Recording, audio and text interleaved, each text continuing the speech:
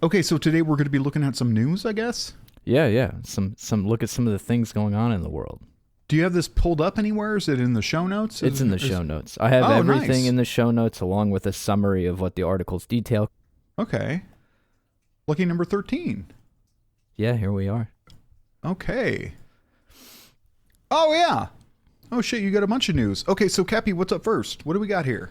So, I'm sure most people have heard that the U.S. Has indicted Raul Castro on charges of murder and conspiracy.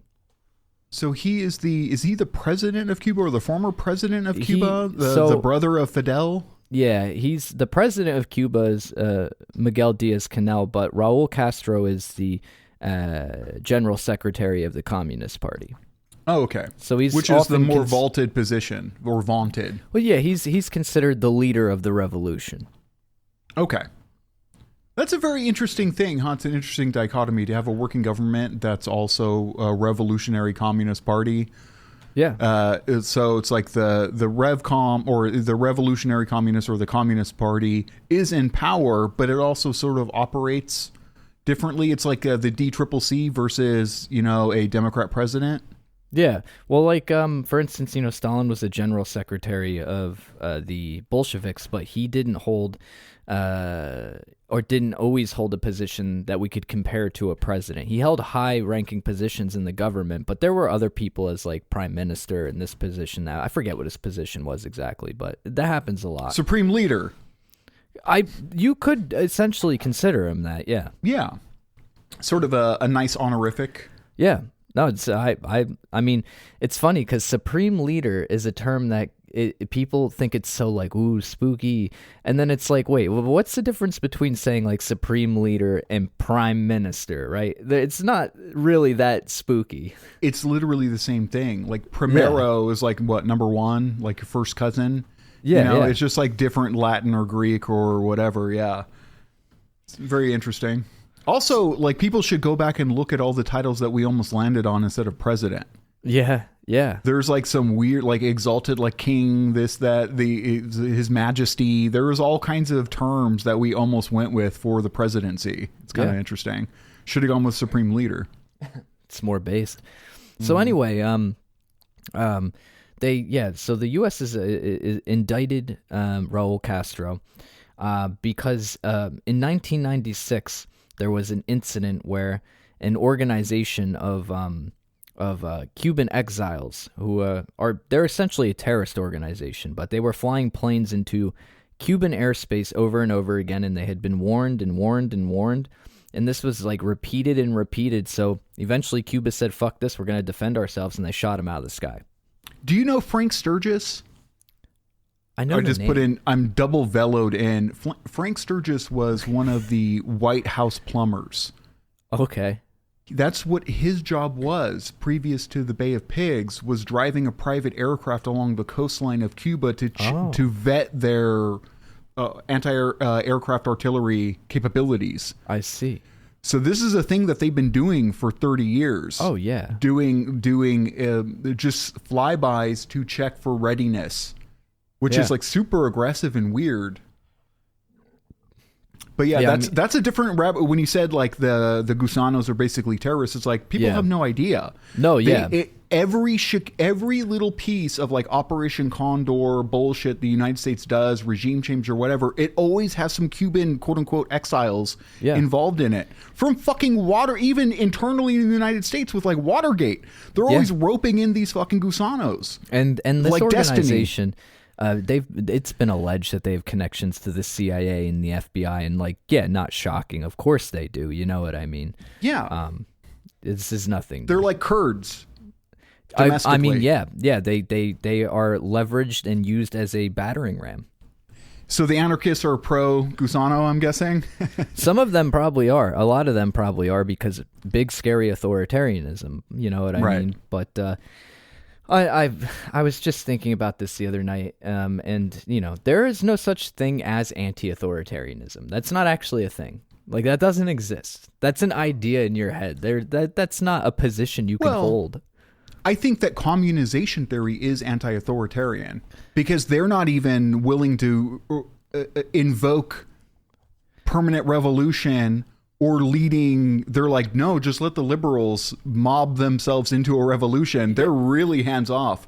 It seems, which makes it seem like a psyop to me. I think that if we're going off of like a Webster dictionary definition of authoritarian, then I would agree. But if they want the people, even spontaneously in a less organized manner, to overthrow the ruling class, what is that? That's authoritarian. You're dethroning the bourgeoisie. That's as authoritarian as it gets. It's a rhetorical tool that they're using because they don't want to own the equity of being as violent as the people who successfully led revolutions. So they're sort of semantically threading that needle without owning the actions that they want. Or why would you not want to be like Lenin? Fucking based. Why wouldn't you want to be a part of the winning team? I don't get it. It seems like loser football.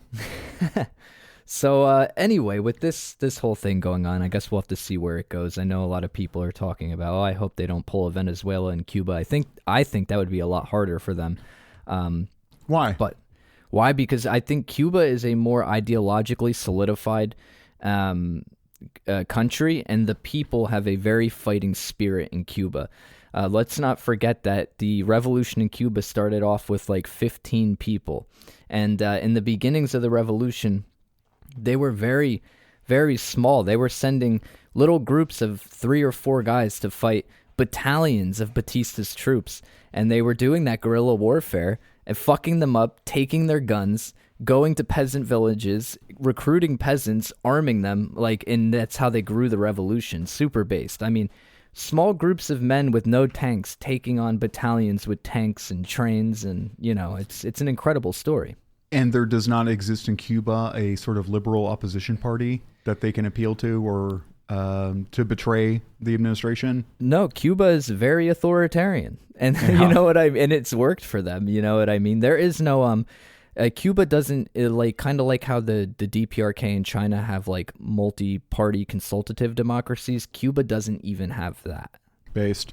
Yeah. Yeah, good. I mean, well, the older I get, the more you realize that democracy is just sort of a liberal myth anyways.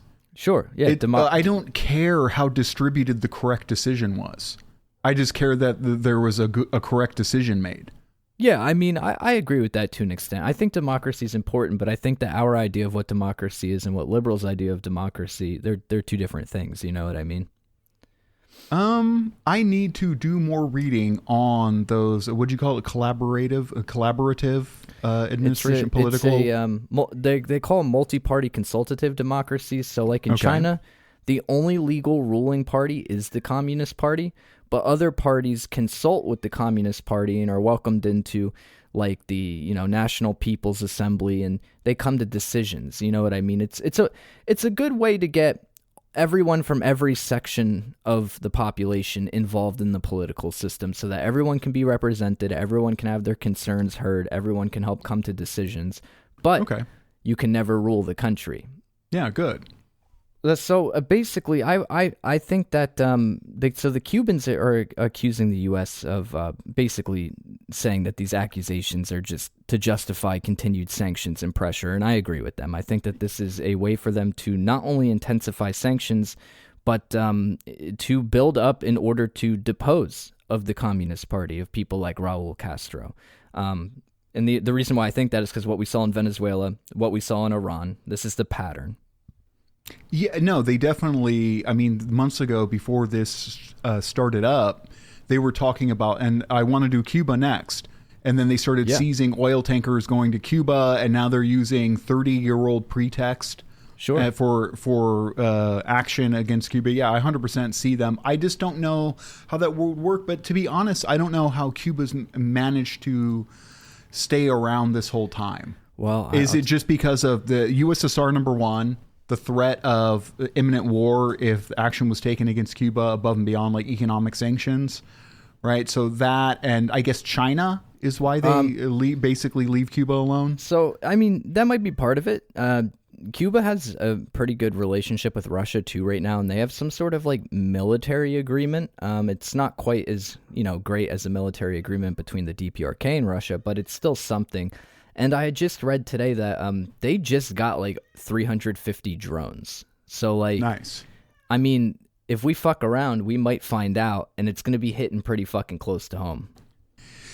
Yeah, I mean, I would be more optimistic about Cuba's chances if I didn't see that very lightning fast beheading in Venezuela. So, I mean, one would just hope that nothing comes of this. I mean, Benjamin Netanyahu has international arrest warrants and nothing came of that. So what the U.S. sanctioning, how old is Raul Castro? Like 90? He's, I believe he's over 90 now. I think he's in his mid 90s. Yeah, so He's it's just sort man. of, this is just an asshole move to smear someone's name. Yeah, no, it's fucking goofy. So we'll have to see where it goes in the coming. Yeah, that's interesting. Weeks, but yeah, what else we got? In other news, Belarus and Russia just did a nuclear exercise that has the West very, very upset. Always. Yeah. Well, even if they're not upset, they will proactively print stuff to sort of agitate people who are at best neutral about Belarus and or Russia. So they sort of make sure that the populace has the correct negative tone about those countries. Yeah. And what I love is that NATO and the West always acts like it's like, Russia is just, they're provoking the West and they're doing this and that. And it's like, what the fuck have you been doing to them since 1917 exactly? You know what I mean? But yeah, this was a huge exercise. They simulated like an operation without using live warheads, of course. But they wanted to test their military readiness and coordination and deterrence capabilities. I noticed that you're not saying the scary words here. Alexander Lukashenko and Vladimir Putin personally attended large-scale Belarusian, Russian nuclear readiness drills, which simulated the operation of nuclear forces without using live warheads. Why were you nerfing this summary? Oh, I was just trying to get through it quicker. I thought that since we just mentioned that they were, as I said, Lukashenko and Putin, were at my first nuclear sentence forces, covered yes. that, I thought. So okay. But no, this is in response to NATO military activity. You know what I mean? So it makes complete and utter sense. The West will spin it like it's two psychopaths going crazy, threatening the West with nukes. That's obviously not the case. Yeah, the only person with the track record of using nukes here is America. Absolutely. And threatening to is the West. Yeah, no, I just said that in a live yesterday. Americans are so deranged. They're like, Japan deserved it. And it's like, I think that you could have gone about that a different way. You know what I mean? And then I got accused of defending Imperial Japan. I'm like, no, I'm not doing that. I'm on the side of the people who fought Japan. But there has been a real changing of the narrative over the last 10 years. So Oliver Stone did that sort of like 5-part series, The Real History of the United States, and in it he had an episode that was talking about the narrative that Americans have about Japan is wrong, because number one, America doesn't really realize how much Japan was decimated. Like there were whole cities taken out by conventional bombs. They got the North Korea treatment. They flattened. They had no comms. Disparate platoons, different factions of their armies were not able to communicate with each other and were defecting and giving up. Sure. They were scattered and beat, basically. And they had come and agreed to an armistice or, to stopping if they allowed the emperor to continue. If they said, okay, fine, we'll quit, but don't allow us to keep our emperor. And the United States was like, no dice, and nuked them, and then let the emperor stay in there. Yeah. So it was just America clearly just wanted to nuke them, and it wasn't about a deterrent because they were already effectively beat. Like they were wiped out. I think most people, at least Marxists, agree that the nuking of Japan was a warning to the Soviet Union. That's what that was. You know what I mean? Yeah, immediately. Yeah, because effectively, Hitler was already shot at that point, dead. Yeah, the World War II was effectively over, except for little skirmishes in the Pacific Theater. Yep. So,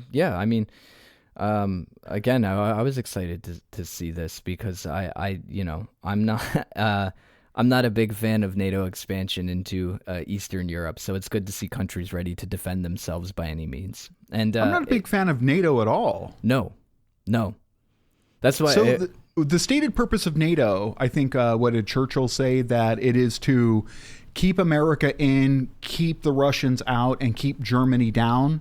Yeah. The only part of that I like is keep Germany down. Yeah. Why does America need to be in? But they don't. NATO rearmed Germany. You know what I mean? So, and there was no denazification. So what the fuck are they talking about? NATO They just changed uniforms. NATO was founded by Nazis. Legit. No, not only that, like, I think 8 out of 10 of their first commanders, the NATO commanders, were literally high-ranking Nazis. Yeah, former Nazis. Yeah, that's the thing. Quote unquote former. They make it out like it's a defensive organization. It's always been an offensive organization with the goal of eradicating communism.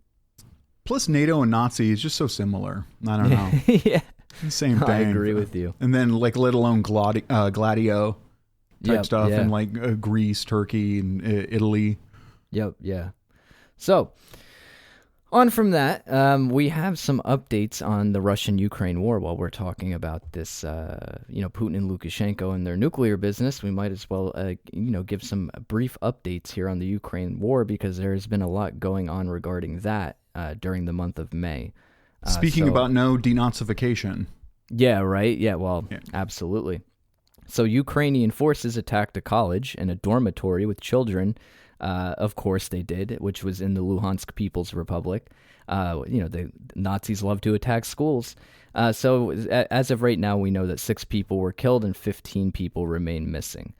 So they pulled this is something out of the Israel playbook. Yeah, I was gonna say that. Yeah. Well, I Ukraine and Israel. Zelensky would like to be like Netanyahu. You know what I mean? They want to be the next. They want to be the next Israel. Yeah, fascists learn. Which is, from fascists. What do they mean? Who exactly? So are they? So they want it to be an ethno-nationalist state? What does that statement mean? If we kick the tires on it, what does being like Israel mean for an Eastern European country filled with Nazis? Yeah, unless they plan on settling Russia, I would just assume. Look, they were already ethnically cleansing the Donbass region for fucking 8 years before the war. They're definitely heavily ethno-nationalist. It's funny to see liberals talk about that. Yeah. It's so interesting, because they're like, oh no, they weren't shelling civilians. No, they weren't. Those people weren't really Russian. They just sort of those people were only learning Russian, and they were given some Russian passports or all that. And then it's like, so why was it bad? This other president bad? Oh, because he was normalizing Russia relationships. It's like, what the fuck? It's like they talk out of both sides of their mouth. And is there ever a genocide that liberals won't talk down while it's happening, or an ethnic cleansing campaign? Yeah, I can only think of one, and that's the Holocaust. Outside of that, and they will talk that down too. I'm pretty sure Western media mitigated that like it was a conspiracy theory, contemporaneous to it. I wouldn't doubt it. Yeah. Yeah. Yeah. So. Anyway, where was I here? Yeah, so Putin called the attack. Yeah, Putin called the attack on the college a terrorist strike and ordered the defense ministry to present proposals for a response. I guess we'll have to wait and see what the response is. And then they called a UN Security Council meeting on the Starobelsk. I can't speak Russian, but that's where this happened at. And that was held today. So the Russian foreign minister stated that all those responsible for the Ukrainian attack will be punished. And let's hope that they are. Yeah, I doubt it, but they'll probably be given, extra funding for... Yeah, extra Ned funding or something. Yeah. Just straight from the State Department. They don't even go through Ned for Ukraine. So in other news, which is good news, the Russian army liberated 5 settlements over the last week, which was reported by the Russian Defense Ministry. So that's base. We like that. Yeah, hopefully they keep going to Kiev. Yeah, right.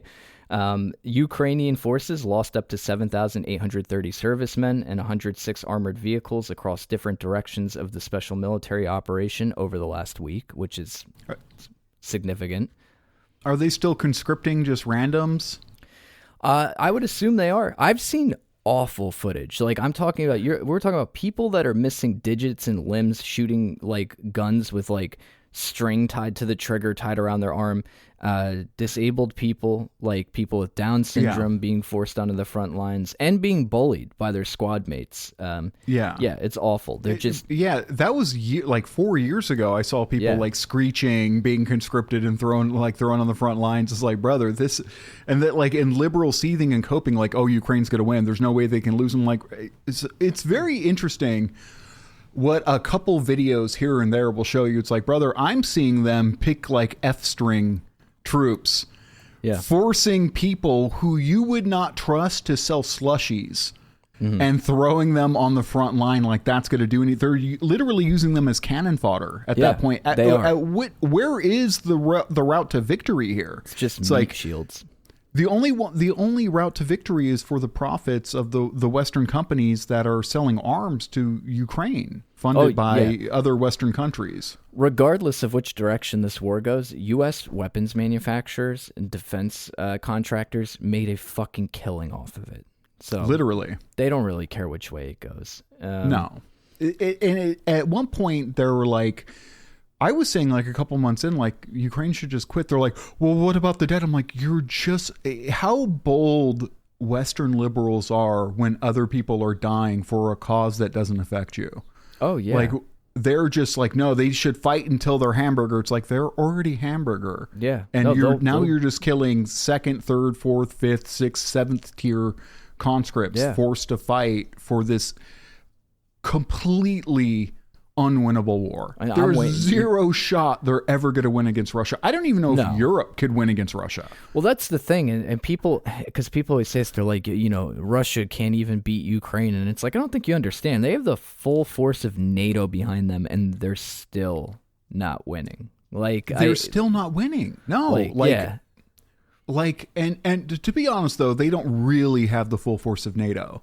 NATO could be like shelling, it could be flying planes and bombing Russia or whatever. But the problem is Russia's a motherfucking nuclear power. Yeah. If they start getting crazy, Russia can get crazy too. That's the thing. So they're just it's sort of like, what is this even about? Because this has improved the Russian economy. Yeah. Yeah. It pushed them into the arms of China. It normalized more relationships between China and Russia. Russia got on China's credit card processing stuff, so economically they're more sound than they were before. Their situation was always precarious using Western credit card. I think what the SWIFT versus what was the other? Yeah, I don't remember what the other one is, but the Chinese one. So now they're on the Chinese one. So it's like, okay, well, that's the one you should probably be on. Looking at the next 100 years, anyways. They also got a lot of nationalized industry out of it because places started to pull out of Russia not wanting to do business, and the government was like, okay, we'll just take over. Like, we'll do this shit. So and that was beneficial to them too. Yeah. And it's been nothing but negative for Europe. Like the whole of Europe.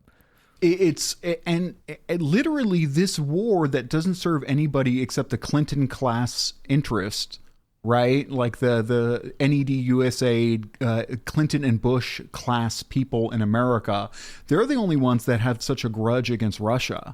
Mm-hmm. No, this does not matter. A border dispute between Ukraine and Russia does not matter to the American people whatsoever. I forget what I was saying there. And now with the higher heating costs, oil, gasoline, the blowing up of the Nord Stream 1 and 2. Yeah. Europe's in a more precarious position energy-wise. And then think about that. Think about the United States putting Europe in an ever-increasingly precarious position by its actions in Iran, its action in the Strait of Hormuz, its actions blowing up the Nord Stream pipelines, its actions encapsulating Russia and sabotaging oil and energy deals. It's like, what was the benefit for Europe to do this? Nothing. And now the U.S. has washed their hands of it practically, and they're pushing all of the responsibility off onto Europe. So, I mean, that's what you get when when the U.S. says jump and you jump. For countries that were already over leveraged for defense they didn't need, because NATO only serves as a vector of Western aggression, i.e. American English. Mm-hmm. Yeah. So what was even the point? NATO doesn't even need to exist. NATO is basically an extortion racket anyways. Sure. Yeah, absolutely. It's one of the it is one of the main imperialist entities that exist. You know what I mean? So that's its whole job is to maintain the global system of imperialism, this financial global domination over other countries. Yeah, and it forces them, these countries that, you know, have social welfare programs, it forces them to divert X amount into their military, which they don't need, and for a force that only serves to be there when America wants to do imperialism. Yeah. It's like silly, and for that sacrifice they were forced to make, so as not to become a pariah state and get regime changed effectively. For that compromise that they make, now they're suffering through the last 3 or 4 winters with exponentially ballooning energy costs. Yeah, they're fucking cold. And I will say, America got nothing out of this either. Except for a certain class of defense contractors. Us average ordinary people, we didn't get shit out of it. No. We got to spend our tax money on funding fucking Ukraine. That's what we got. And then many of us got banned. Yeah, over this fucking bullshit war. Haas, Jackson Hinkle, which our audience may not be too sympathetic for, but they were banned off of Twitch for pro-Russia positions. I get shut down. I get shut down all the time for it. You know what I mean? So, but yeah, people don't want to hear it. No. You know? What else we got? Well, connected to this, the IEA, the International Energy Agency, warned that global oil markets could enter a critical red zone by July due to the closure of the Strait of Hormuz during the ongoing U.S.-Israel conflict with Iran. That does dovetail right in. I didn't scan ahead. Yeah. Yeah, no, I don't know. I keep seeing alarmist posts. It's hard to know what to gauge with how serious something is, right? Because I've seen people say that there was the last tanker from like that area, then that China delivered their last tanker of petroleum, and then after that, expect $5 a gallon for gas. It's like, well, fuck. Yeah, that would be calamitous. It went up a lot more in my area, but again, the market is volatile and there's a lot of market manipulation going on. And every time Trump opens his mouth, it fucks with the market a little bit. So, I mean, I think that there's still a chance it's going to go up much higher. I guess we'll have to see. Yeah, no, it's. I would say if the International Energy Agency is worried about it, it's probably legit to have some fear about shortages and the like. Well, what is the pathway to more access to energy? Well, that's the shutdown. I mean, like drilling in Yosemite. What are we going to do? What you could do is pay the fee that the Iranian government wants, and then you could pass through. You know what I mean? Cheaper, huh? Yeah. It absolutely would be. So. According to the International Energy Agency, strategic oil reserves are being depleted rapidly, and Brent crude oil prices surged from around $70 per barrel before the conflict to a peak of $126 a barrel, and now it's settled somewhere around $108 a barrel, which is still, that's significantly higher. Now, Cappy, I'm a stupid man. Do you know what Brent crude oil is? I believe that Brent crude oil is the UK's oil. Let me see, though. It's like a standardized commodity unit. Hold on.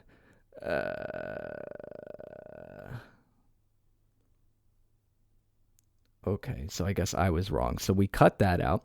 Brent crude oil is one of the primary benchmark prices for pricing oil globally. Okay. Yeah. Oh, like Brenton Woods? It's a trading classification. Yeah. For like the types of petroleum, sweet crude oil, light crude oil. Is Brent extracted from the Brent oil field? Where is that? I should have looked this up sooner because I've been hearing this for like months. Brent oil is not from Bretton Woods. Brent crude is a major. This is from the Google Gemini. So a tiny grain of salt. But Brent oil is a major global benchmark for oil extracted and produced offshore in the North Sea. It is typically a blend of crude oil sourced from fields located in the United Kingdom and Norway. The name Brent originates from the Brent goose, the Royal Dutch shell, Okay, named its UK oil fields alphabetically after seabergs. Okay, that makes sense.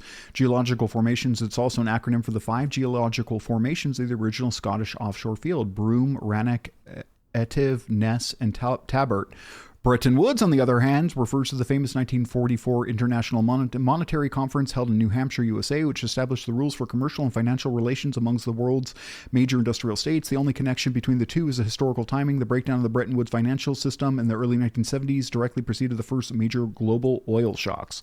Okay, I thought it also had to do with the dollar as the reserve currency. Yeah, I'm not positive. And the reason why Bretton Woods reserve currency. Yeah, it's so Brent oil is just a type of crude oil that's produced in the North Sea. Okay, you learn something new every fucking day, don't you? Well, that's why. See, but the U.S. petrodollar is sort of like underwrites almost all geopolitics, and the actions the U.S. takes is like, no, we have to remain the PayPal for everybody doing their transactions. Our dollar is affirmed, and the American economy is affirmed by everybody only being able to trade oil using our standardized money. It's like, so the Bretton Woods system, 1944 to 1971, established the U.S. dollar as the world's primary reserve currency. Under this agreement, 44 allied nations pegged their currencies to the U.S. dollar, while the U.S. guaranteed the dollar's convertibility into gold at a fixed rate. Okay, so I was just... I was getting crossing the naming similarities, and Brent and Bretton Woods was kind of getting my wires crossed. Yeah. Yeah. So, again, the article mentions that Iraq is not doing well because of this either. It's caused very bad crisis and economic strain, and I'm sure that could be said for many countries. I mean, I know here in the U.S., it's not just gas prices that are insane right now, but the prices of everything the fuck else went up as well with the gas prices because things have to get shipped. I mean, it affects everything: logistics, cars, deliveries. I mean, like we were talking previously about the DPRK and how embargoes on oil affect the famines in the 90s, how they were worsened or exacerbated by lack of access to oils and petrol to run farming equipment. Yeah, that's currently the same thing is true here. The same thing is definitely true here. Now, the saving grace for America is what we throw away like 80% of the agriculture we grow anyways because it's not pretty enough. So I think that bro. It's Americans. I don't think there's ever been like they talk about the sort of hedonistic excesses of ancient Rome, but I think America has them beat. The Treatlerites nowadays, and like, I mean, it is some sick, perverted, degenerate bullshit. It says here, the disruption has sharply reduced oil and gas exports from the Persian Gulf, raising fears of supply shortages during the busy summer travel season. Yeah. Cappy, can you imagine having enough loose capital to travel, being financialized in the way so as to travel? Yeah, I mean, my girlfriend and I have been trying to put away a little bit of money to go to Maryland, which isn't that far from New Jersey, but looking at these gas prices, I'm like, half of the money we save up to fucking get a hotel room for 2 or 3 days is going to go to fucking gas just to get down there. So, I don't know, maybe to the Jersey Shore this year, I don't know. And it's interesting to say that Iraq is in a precarious position, but when have they not been since the mid-90s? Well, yeah, I mean, there was a little bit of time between the Gulf War and then the U.S. invasion where they were starting to get their feet back under them, and shit was looking all right, especially in the cities. Life was going on like normal. People had food to eat. People were being... When Saddam was building the Nebuchadnezzar Stargates. What is that? Oh, you don't know about that? No, I should, but the Stargate thing has been popping up a lot in chat when people talking about the conspiracy that we're in Iraq and Iran and Syria to access their ancient technology such as Stargates. Oh, I see.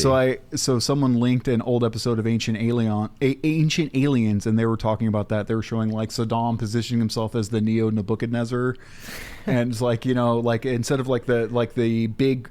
Do you have Saddam on your wall back there? No. Who's the guy at the end? What, on this side? Yeah. No, it's Stalin. Oh, really? It kind of looks like fucking Saddam. I have a book with an awesome Saddam painting on it. I wouldn't be necessarily against having Saddam on my wall. I just think that, I don't know.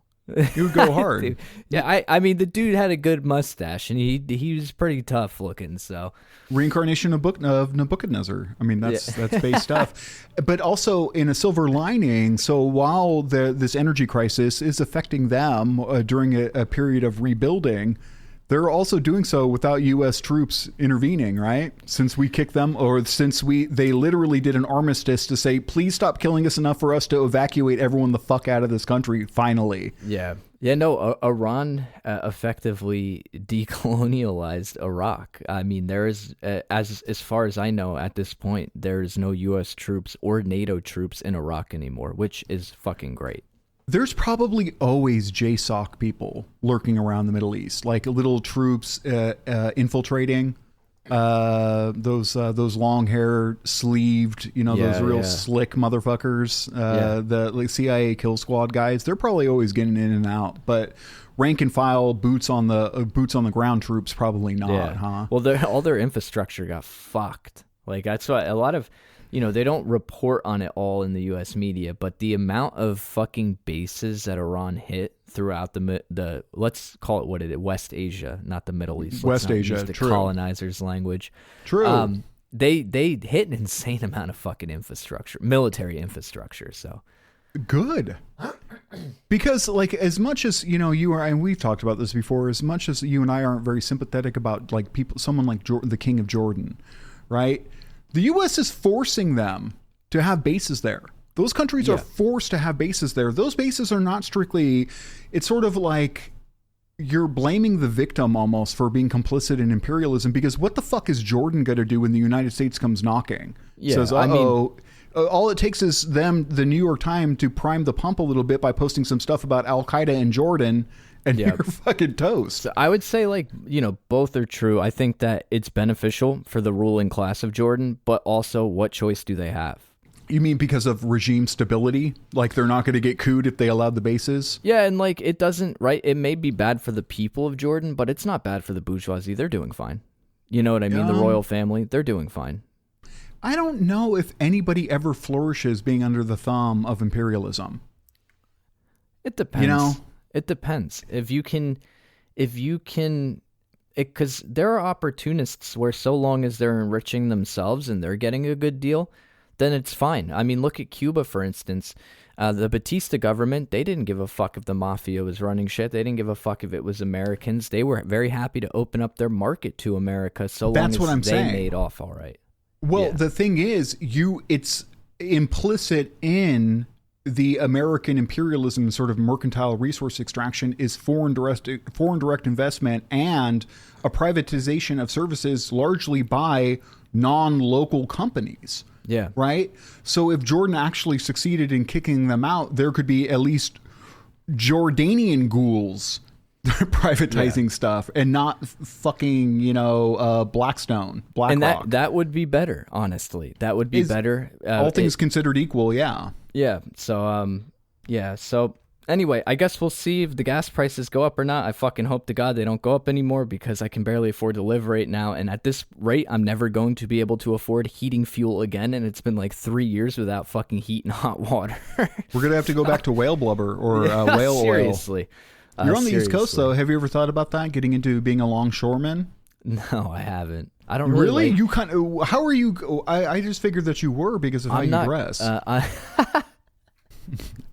What do you mean? I wear like fucking tan khaki Levi's and Dickies and fucking chat, flannels. If you're okay now, chat for the people listening here, listening to him do a teleplay about what a longshoreman look like. Go ahead and continue how you dress. Go ahead. He's wearing a heavy flannel underneath a Cartwright. What's it called? A onesie? One of them bitches called coveralls. He's wearing Cartwright coveralls. I know. Coveralls are base as fuck. I love workwear. Great. They're great. I love workwear. I wear them in the snow. Yeah, it's good shit. Absolutely. I love utilitarian stuff. Yeah. There's something so beautiful about like Ben Davis, Carhartt, and Dickies being like the working class thing. And like that's so true in like Southern California. Every outlaw from every sort of ethnically, racially segregated gang there is in Southern California, they all wear the same shit. Yeah. I was having to tell Nico this the other day. She's like, why are you wearing knee socks? I'm like, what do you mean, why? I'm from California. She's like, what do you mean? I'm like, what do you mean, what do I mean? That's the uniform. I wear house slippers, knee socks, shorts, a wife beater, and a fucking white t-shirt. Like, along with every Chicano gang member, every skater, there's the uniform. Punks too. Yeah. Yeah. Everyone. Everybody. Yeah. It's good. It's inclusive. I love Dickies too, by the way. My Dickies pants are fucking solid. Like, they hold up. They hold up better than my Levi's do at work. The Levi's get ripped all the time. My Dickies been rocking the same pair for 2 years now, and they're fucking. It's like I just bought them. So I say all that to say this. So since you're dressed as a longshoreman, it's not very hard to imagine you. Did you know that previous to, like, I think the gasoline's a byproduct of petroleum. Yeah. To get the oil, they used to throw the gasoline away. They didn't even used to. It was like a low tier fuel. They didn't even like it. It was like kerosene was preferred. I think it burns cleaner inside the house for stuff like that. But previous to that, in like the 17th century, it was like whale oil. Like, there was a certain whale that had a big snout, and they would drain the oil from the whale, and that was like the preferred for their fuel for their lanterns and other stuff. Yeah. So you could always go back to that method. I could. I guess I might have to in order to heat my house when the winter comes again. Do a little Moby Dick. Yeah. So, moving What's on. The last one here. Yeah, we have some good news. This one is in relation to the 20 by 10 regional industrial revolution going on in the DPRK. So, what is that? 20 by 10? Yeah. So, what their plan was to, over the course of 10 years, bring every single region and county up to the level of Pyongyang, or at least closer to the level of Pyongyang. So that's like the equivalent of like a tier 1 city. The best. Yeah. So Pyongyang obviously is the capital, is the most developed and best city in the DPRK. Do they have a tier system similar to China? They might. I'm not 100% sure. Okay. But, for any listeners out here who may not know this, they have other cities that are very nice and very advanced too. They're just not, like, Pyongyang has everything, but because Pyongyang is what they view as a test city. If they want to do something and they want to roll it out in every city, they try it in Pyongyang first and they see how it goes there. And then they'll start rolling it out to other areas. Test? Yeah. Yeah. So basically, according to the Korean Central News Agency, the newly opened regional industrial factories across the country have expanded production and developed hundreds of new products since opening in late 2025. So factories in multiple counties are increasing the variety of quality of goods such as cooking oil, soaps, furniture, clothing, beer, sweets, soft drinks, and basic foodstuffs while using local materials. And the report says that these factories are part of efforts to improve local industry and raise living standards. Now, so what they did was they opened up these complexes in every county and in every city that has like 3 factories. They do one for like raw materials and steel and shit like that. They do one for consumer goods, and then they'll do another one. I forget what they do the other one for, but the beers and sweets. Yeah, right. And so this is good because now for the first time, people in the more rural areas in the smaller cities are getting access to things that they did not formerly have. So like, you're going to start seeing more people having flat screen TVs, having, nicer things. It's going to it's going to, how could I put it? Going to uplift the regional economies, the rural economies. It's going to give people a better life, right? And ultimately, it's going to be better off for the DPRK.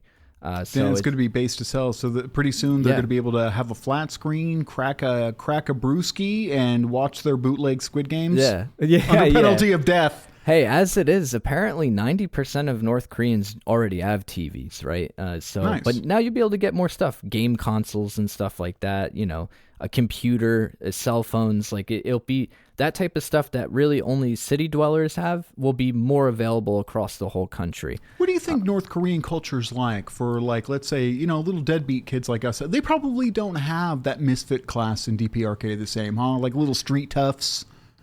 I mean, they probably do, but I mean, I know a little bit about like what the youth does. Defectors have talked about it and stuff. They Pyongyang has a great nightlife. nightlife, and they often have parties in Kim Il Sung Square, and the teenagers will go out on dates there and dance, and they'll go out to the video game cafes, and they'll go out to restaurants, and people in their early 20s will go out to the bar, the pool halls, and play some pool. Do you think that? Yeah, but it can't be. Let's get down to brass tacks. Are there young people, misfits, getting stick and poke tattoos and huffing Freon?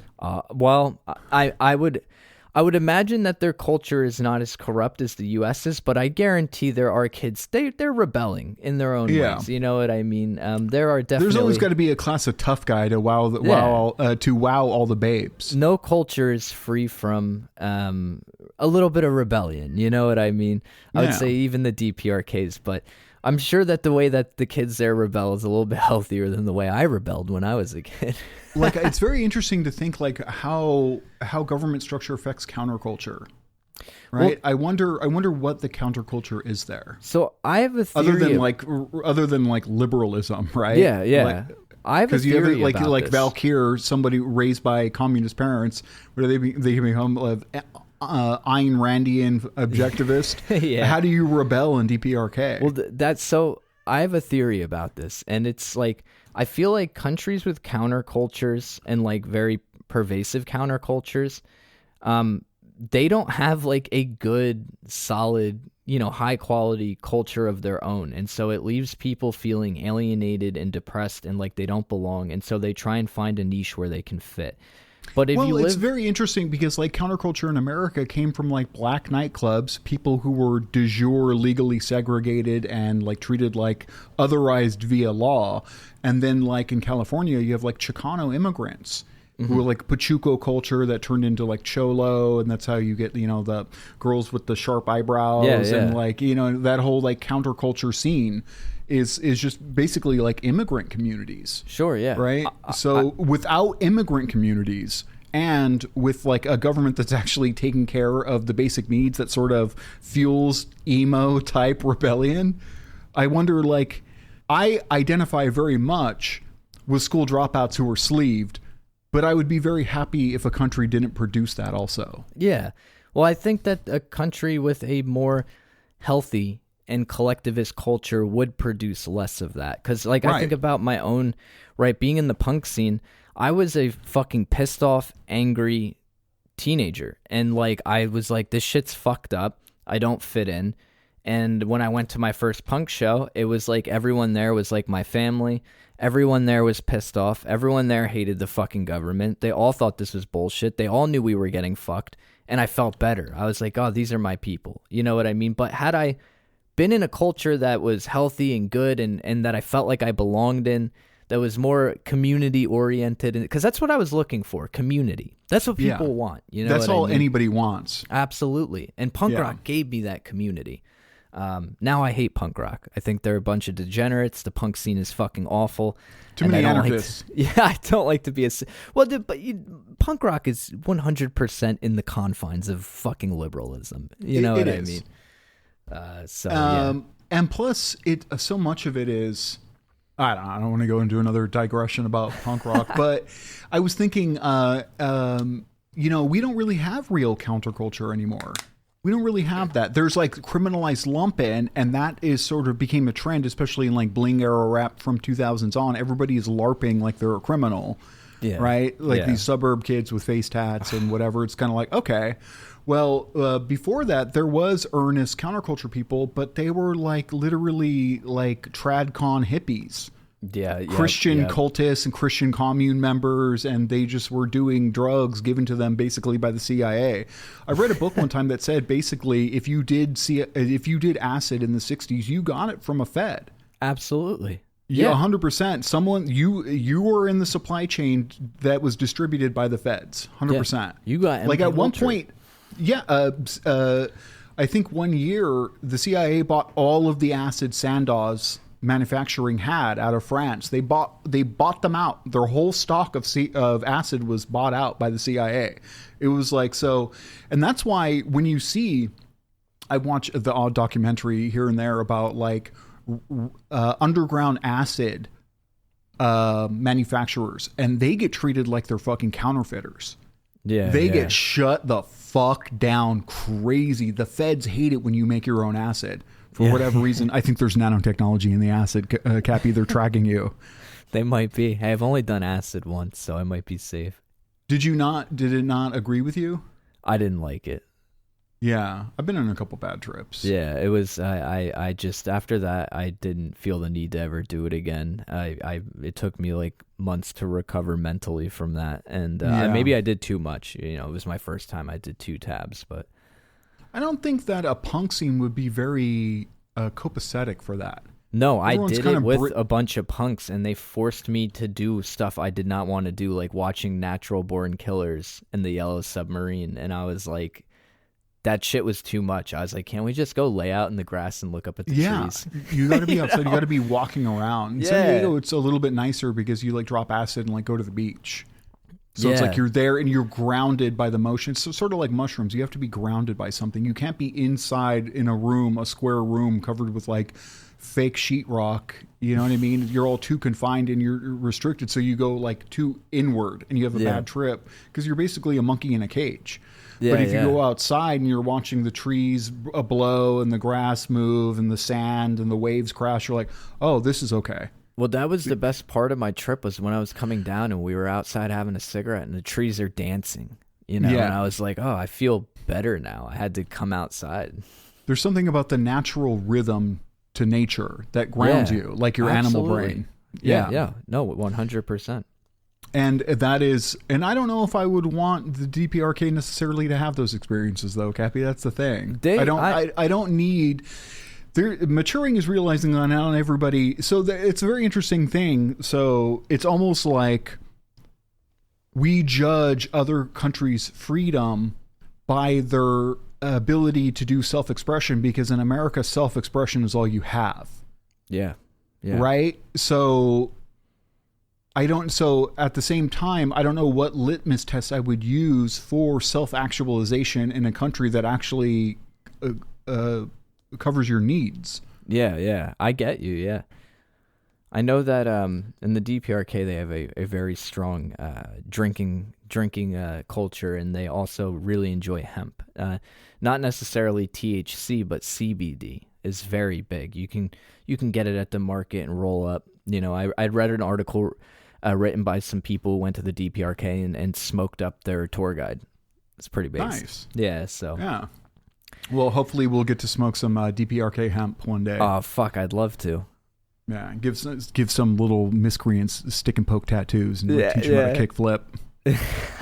Hey, there's a great story. Some skaters brought a skateboard to the DPRK because they only, at their local skate park in Pyongyang, the guy who ran it only had like one skateboard, and it was basically like a Walmart board, you know? And so they brought their skateboards because in Pyongyang, they mostly rollerblade and roller skate, but they were flying around the Pyongyang skate park on the board and letting the kids try it and stuff. And I was like, oh, that's so cool. That's the type of shit that when I saw that when I was first getting into communism, it made me realize, oh, North Koreans are just humans that enjoy the same shit we do. As soon as the U.S. stops fucking with them.